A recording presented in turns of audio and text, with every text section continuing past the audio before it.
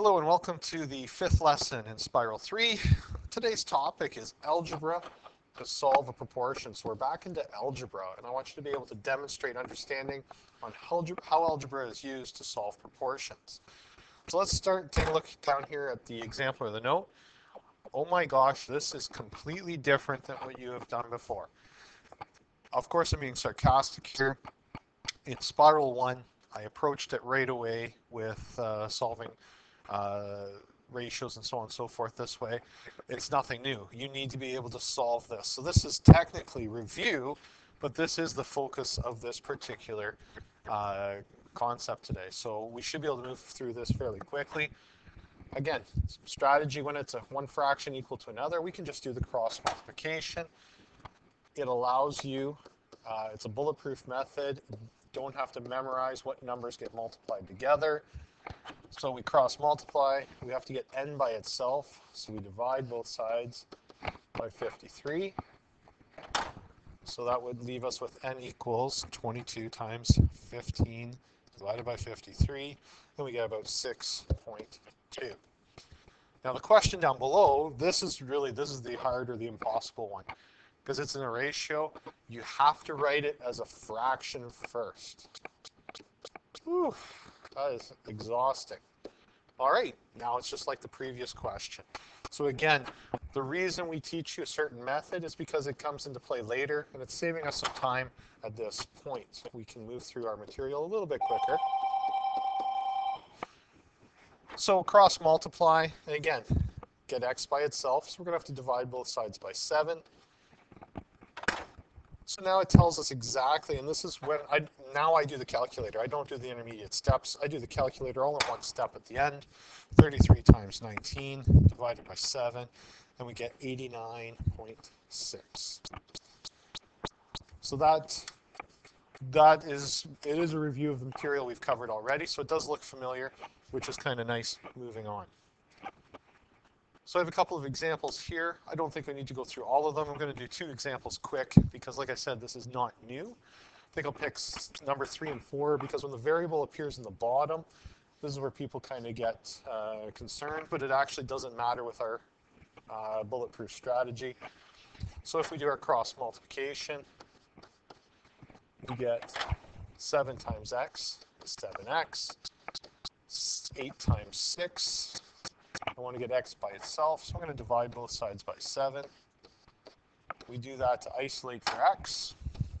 And now we just have to punch it into the calculator. 8 times 6 divided by 7, and I get 6.9. All right, so you can see it doesn't matter whether the variable's top or bottom. Okay, again, it's in the bottom. But if we cross multiply, it does not matter. The fraction disappears. I don't have to memorize, do I multiply by 9 or 7 or what do I divide by? It tells us clearly or shows us the process just using your algebra skills. 7 times 9 divided by 6, and we get 10.5. All right, so the algebra part of this, like I said, we've practiced this. This is the way I taught you in the first 2 spirals because I knew this was coming up. So I wanted to save us some time, and we were already comfortable with this. So, I guess I'll do one example on this page with the ratios, but like I said, this is not something that is new for us. So the key with ratios is you got to write it as a fraction first. That's the tough part. Now, once it's in its fraction form, you can just go ahead and apply the process. And as I said, it works every time. You don't have to think about, oh, where do the numbers go? Because this shows you where all the numbers go. Excuse me. And we do the 21 times 11 divided by 100, and we get 2.31. All right, now the last part here is the example. So this is where it's going to come into play. This will be quote unquote the new stuff, is the word problems.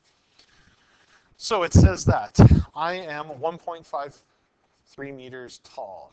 I measure my shadow to be 2.6 meters. So if I give myself a quick picture here, my very accurate stick man, I know that my shadow, I'm going to have a red shadow today.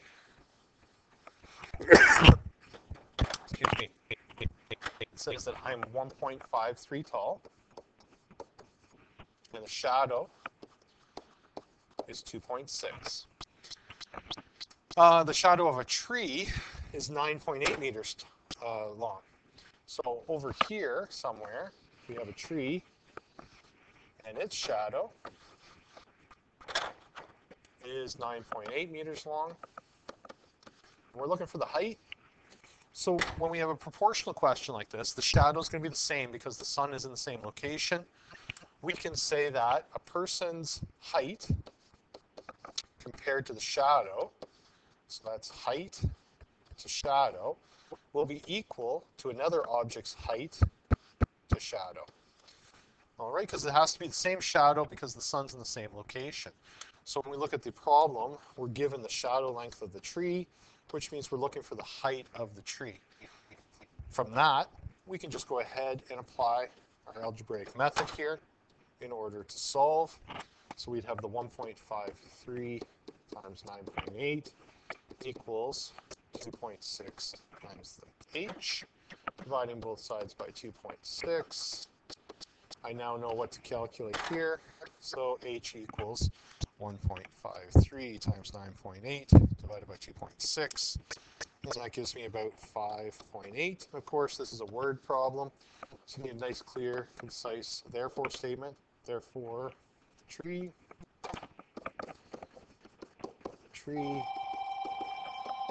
is 5.8 meters tall. So you're all set to go with working on the word problems in the homework. If you have any questions, it's a good time to grab the teacher, and we'll see you in the next video.